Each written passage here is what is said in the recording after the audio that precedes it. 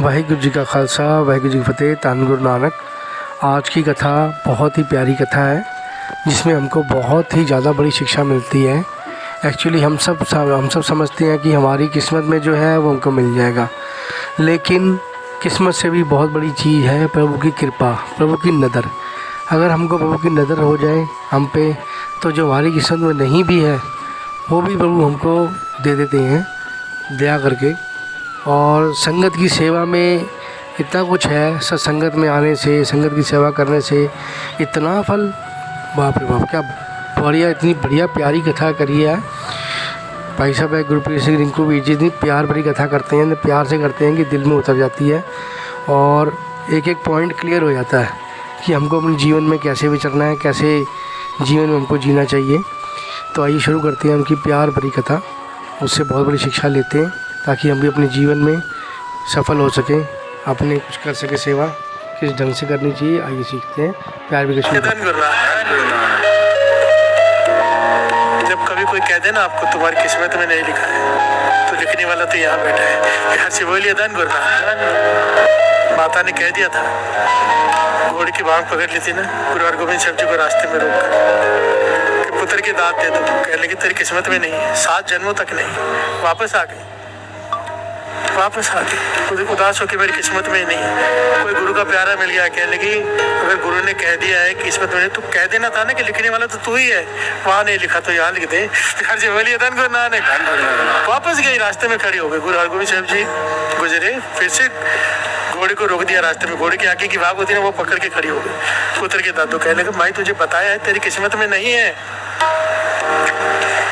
कहने लगी वहाँ भी आपने लिखना था, नहीं लिखा तो यहाँ पे लिख दो। गुरु हरगोबिंद साहब जी मुस्कुरा पड़ी, किसी की सिखाई हुई है ये। प्यार से बोलिए धन गुरु नानक, धन गुरु नानक। तो कहने लगे लिखने के लिए कुछ है नहीं, तो नीचे मटका पड़ा टूटा वो पड़े थे ठीकरी, वो उठा के दिया उसने टुकड़ा कि इसमें लिख दो। दूसरा टुकड़ा हाथ में दिया, एक टुकड़े से इसमें लिख दो कि गुरु साहब जी लिख देंगे तो हो जाएगा। विश्वास देखो ना। प्यार से बोलिए धन गुरु नानक।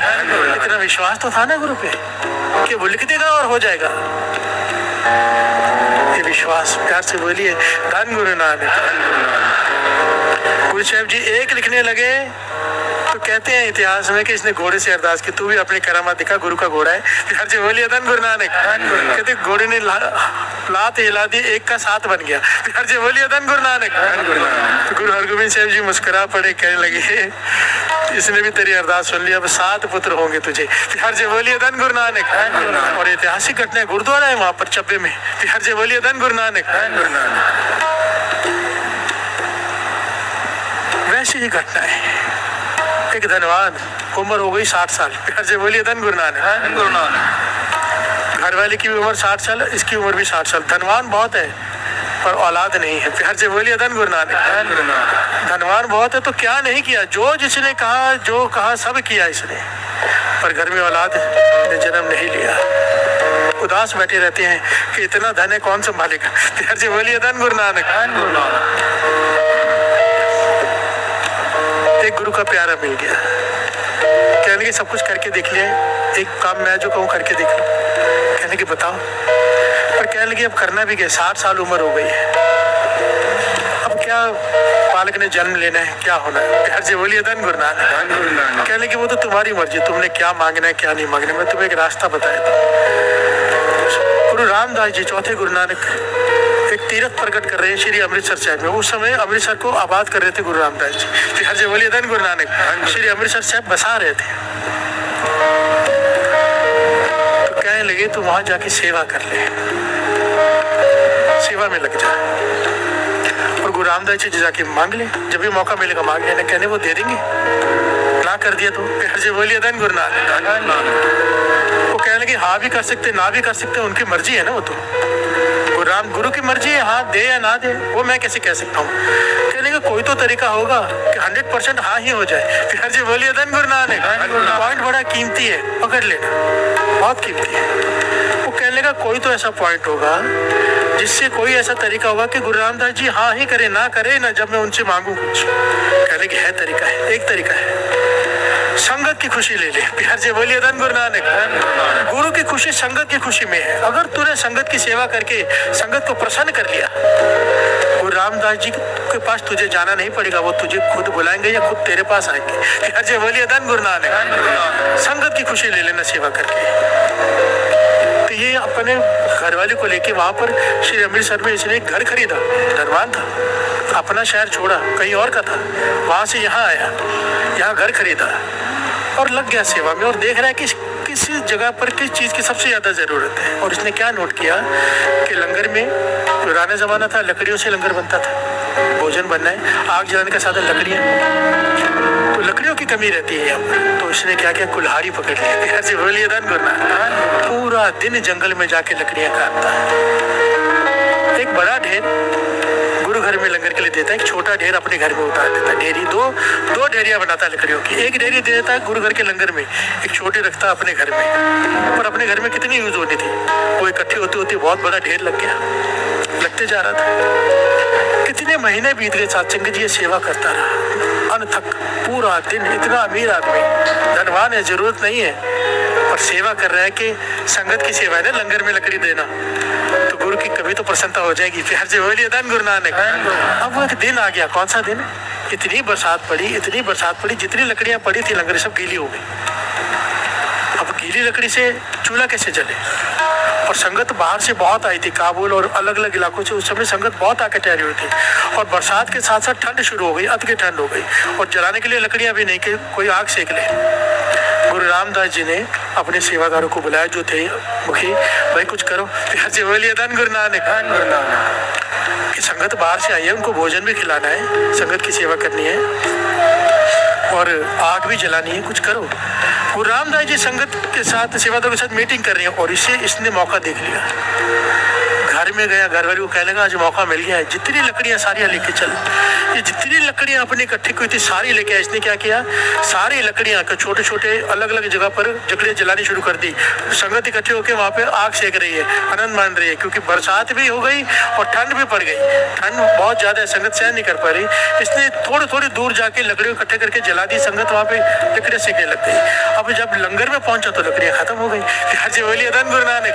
अभी लंगर भी बनाना है, तो इसने क्या किया सत्संगी, जो ये इसने किया ना, ये इतिहास बन गया। प्यार से बोलिए धन गुरु नानक। इसने अपने घर की सारी चौगाठें उधेड़ी, अपने दरवाजे उखाड़े, अपने पलंग तोड़े, अपने खटिया तोड़ी, सब काट काट के लकड़ी लाके लंगर बनाने में दे दी।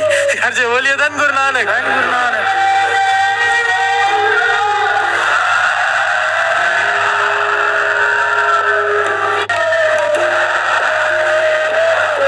60 साल की उम्र में ये इतनी सेवा कर रहे हैं साथ संगत, ध्यान देना।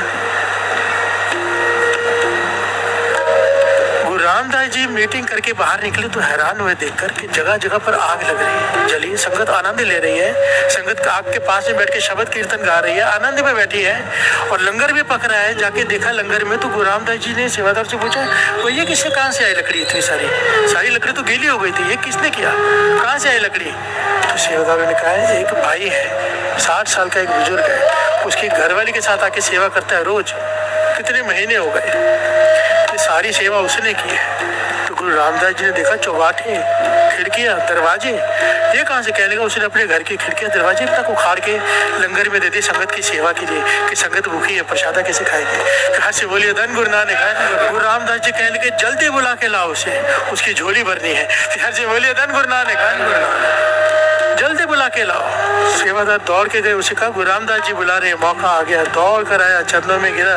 गुरु रामदास जी ने उसे उठाया, कहने लगे मांग क्या मांगता है, तेरी झोली भरनी है आज, तूने संगत की प्रसन्नता ली है, संगत के लिए तूने हद कर दी, अपने घर को सारी लकड़ियां उखाड़ के ले आया, दरवाजे चौगाट, तूने संगत की खुशी ली है, मांग क्या मांगता है। फिर से बोलिए धन गुरु नानक, धन गुरु नानक, धन गुरु नानक। यहाँ पर रोक के 10 एक पॉइंट समझा दे, ये पॉइंट मैं नहीं समझा रहा, महापुरुष समझाया करते थे। बहुत बार ये घटना सुनाते हुए कहते थे कभी भी संगत में आओ ना तो कुछ कमी देखो तो कभी भी कुछ मत बोलो, चुप कर जाओ। यहाँ पे होता है ना ये कमी है वो कमी है, नहीं, क्योंकि सब कुछ करने वाली संगत है, एक आदमी का किया हुआ नहीं है ये सब, ये मेरा किया हुआ नहीं है। ये गुरु नानक जिससे सेवा ले रहे हैं, सारे सेवादार हजारों लोग मिलके करते हैं, संगत सेवा कर रही है। अगर जब यहाँ पे जब सत्संग में आके, किसी भी सत्संग में, यहाँ की बात नहीं कर रहा, हम जब कोई मिस्टेक निकालते हैं तो वो संगत की मिस्टेक निकालते हैं। फिर से बोलिए धन गुरु नानक। एक तरफ संगत की प्रसन्नता लेने का लाभ, एक तरफ संगत में मिस्टेक ढूंढ के उनकी निंदा करने का फल भी समझ लो। फिर से बोलिए धन गुरु नानक, धन गुरु नानक। सुधार के लिए एडवाइस देना और बात होती है, निंदा करना और बात होती है। फिर से बोलिए धन गुरु नानक। इसका डिफरेंस को समझना। महापुरुष तो यहाँ तक समझाते थे, घर में समझो कीर्तन करा लिया, संगत आ गई, अब कड़ा प्रसाद लगा के बच्चे बेबियाँ कोई आपकी दीवारें गंदी कर दे, नया घर बनाया हो, घी के हाथ लग जाए, सब्जी गिर जाए, तो उस वक्त नाराज नहीं हो जाना, अपने आप को संभाल लेना, ये संगत है। हर जगह बोलिए धन गुरु नानक। इतनी बारीकी में समझाते थे कि संगत के चरण घर में पड़े, तुम पर उपकार किया है संगत ने, क्योंकि जिस घर में संगत के चरण पड़ जाए उस घर में 9 निधियाँ 18 सिद्धियाँ आ जाती हैं। और जब कोई उनके खिलाफ बोल देता है या तार ना करते, संगत का दिल दुखा देता है, 9 निधियाँ 18 सिद्धियाँ चली जाती है। हर जगह बोलिए धन गुरु नानक। गुरु रामदास जी कहने लगे, मांग क्या मांगता है, हमें बहुत परेशानी मुझ पर, तेरी झोली भरना चाहते हैं। अंतर्जामी है गुरु रामदास जी, और पूछ रहे हैं मांग क्या मांगता। अब सारी संगत खड़ी है, उम्र 60 साल, शर्म आ रही है कहने में कि घर में औलाद चाहिए। फिर हर जगह बोलिए धन गुरु नानक। शर्मा के कहते हैं जी नामदान चाहिए। फिर हर जगह बोलिए धन गुरु नानक, धन गुरु नानक, फिर नामदान चाहिए। गुरु रामदास जी मुस्कुरा पड़े, कहने की काम कर, कल सोच समझ के आ जा, घर वाले के साथ विचार कर ले, कल आके मांग ले जो मांगना है। फिर हर जगह बोलिए धन गुरु नानक, क्योंकि वो जानते हैं इसे क्या चाहिए। ये चला गया घर में माथा टेक के, घर वाले के साथ सारी रात बातें करते हैं। घर वाली कहने लगी कि हम देने के लिए खुद खड़ी, मांग लो ना, मेरी सारी जीवन की इच्छा थी कि मेरी को खड़ी हो, मांग लो। अगले दिन गया तो गुरु रामदास जी कहने लगे बता क्या चाहिए। कहने लगा पाचा सच कहूँ तो सेवा शुरुआत तो इसीलिए की थी कि बहुत मन की इच्छा थी कि घर में बूटा लगे, भाव घर में औलाद हो जाए, इतना धन भगवान ने दिया है, आपने दिया है, उसको संभालने वाला कोई तो हो, और मन की इच्छा है कि घर में बालक खेले, कितने सालों की, पर आपकी सेवा करके ये इच्छा मेरी तो खत्म हो गई है। हर जगह बोलिए धन गुरु नानक। सच में मुझे आपकी कृपा ही चाहिए, पर मेरी घरवाली को अब भी बालक की इच्छा है। हर जगह बोलिए धन गुरु नानक, धन गुरु नानक। गुरु रामदास जी मुस्कुरा पड़े, कहने लगे इनका नाम इतिहास में है भाई आदम। फिर हर जगह बोलिए धन गुरु नानक, धन गुरु नानक। गुरु रामदास जी कहने लगे भाई आदम, सच कहता हूँ तेरे नसीब में कितने जन्मों तक क्या किसी जन्म में भी औलाद का सुख है ही नहीं। फिर से बोलिए धन गुरु नानक। तेरे कर्मों में ऐसे कर्म है तेरे कि औलाद का सुख तेरे जीवन में है ही नहीं, कर्मों में ही नहीं है। पर क्योंकि तूने संगत को प्रसन्न कर दिया है, संगत की आशीष ले ली है। हमारे घर में 4 पुत्र होने थे, 3 हुए, चौथा पुत्र हम तेरे घर भेज रहे हैं अपना। फिर से बोलिए धन गुरु नानक।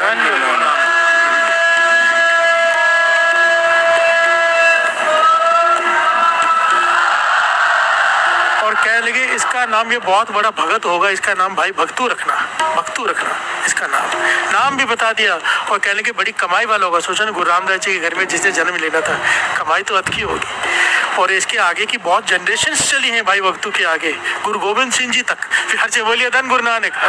और अब भी हैं जिन्होंने अंत तक सेवा की, क्योंकि कहा था कि ये वो बूटा आ रहा है तुम्हारे घर में जो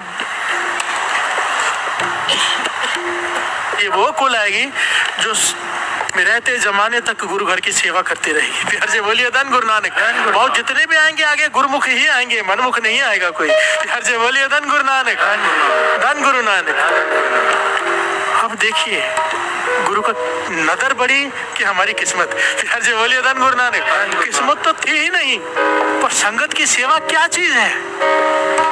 इसलिए दास हमेशा बेनती करता है। 2 दिन पहले 40 होने से पहले दास ने क्लिप भी डाली थी, किसी ना किसी सेवा में हिस्सा ले लेना। देखिए आप नहीं करोगे सेवा तो होती रहनी है, कोई फर्क नहीं पड़ना किसी को। सेवा करने वाले गुरु नानक खुद भेजता है। मैं चाहता हूँ सबकी झोली भर जाए, किसी ना किसी सेवा में हिस्सा लो। जिनके पास गुरु ने गाड़ियाँ दी है, अपने आने से पहले 1-2 चक्कर मार लो, लाने में छोड़ने में। गाड़ी भी पवित्र हो जाएगी। अगर लिखा होगा उस किस्मत में गाड़ी का एक्सीडेंट, तो वो भी नहीं होगा जिस गाड़ी में संगत के चरण पड़ जाए। अब गुरु ने आपको जो भी दिया है वो संगत की सेवा में जरूर लगाया करो। कोई अगर प्रोफेसर है, टीचर है, गरीब बच्चों को जरूर पढ़ाया करो। ये गुरु की आदेश है, गुरु का ही। हर से बोलिए धन गुरु नानक। कोई कहे मेरे पास कुछ है नहीं, हर एक के पास सब कुछ है। अगर करने की बस इच्छा नहीं है, हर से बोलिए धन गुरु नानक। जो तुम्हारा काम है उसमें से कुछ हिस्सा उस काम में से जरूर गुरु घर में लगाया करो। किसी की लकड़ी का काम है, किसी का लोहा का काम है, जहां भी सेवा दिखे मांग कर लिया करो, खुद जाके किया करो। तो एक बार उसकी खुशी मिल गई साथ संगत जी। एक बात याद रखना, देने से कभी खत्म नहीं होता, देने से बढ़ता है। हर से बोलिए धन गुरु नानक। और ये बात तो सबको पता है, खास करके सिंधी संगत को पता है। हर से बोलिए धन गुरु नानक। मैंने देखा है, अपना सब कुछ तन मन धन वारने को तैयार हो जाते हैं गुरु के लिए। हर से बोलिए धन गुरु नानक। मैं सच में आपके चरणों में सर झुक जाता है। ये मैं नहीं कहता, मेरे साथ सिंह साहब बैठे थे हरमंदर साहब के, अकाल तख्त साहब के जत्थेदार, कह लगे जो भावना सिंधी संगत में है हम में नहीं। हर से बोलिए धन गुरु नानक। जो प्रेम सिंधी संगत में है, ठीक है, मर्यादा है, सब कुछ है, पर प्रेम की जीत है ना। हर से बोलिए धन गुरु नानक। गुरु नानक मेहर करे, ये प्रेम हम सब में आ जाए, सब में आ जाए। गुरु नानक मेहर करे, कोई ना कोई सेवा जरूर पकड़ लो, और सेवा ऐसी कि संगत की खुशी मिल जाए। हर से बोलिए धन। तो आज की कथा में हमने जाना कि संगत की सेवा अगर सच्चे मन से, सच्ची श्रद्धा से, पूरे आत्मसमर्पण से अगर की जाए तो प्रभु खुद आके हमारी झोली भरते हैं। हमको झोली भरवानी आनी चाहिए, बस पूरे विश्वास के साथ, पूरे प्रेम और श्रद्धा के साथ। जहाँ ज़रूरत है वहाँ पर उस चीज़ की सेवा करें, पूरे निष्काम ढंग से सेवा करेंगे तो हमारी झोली जरूर भरी जाएगी। तो होप करते हैं आपको आज की वीडियो बहुत ज़्यादा पसंद आई होगी। प्लीज़ हमारे चैनल को सब्सक्राइब कर दीजिएगा ताकि ऐसे में आपकी सेवा करते रहें। वाहिगुरू जी का खालसा, वाहिगुरू जी की फतेह। धन गुरु नानक।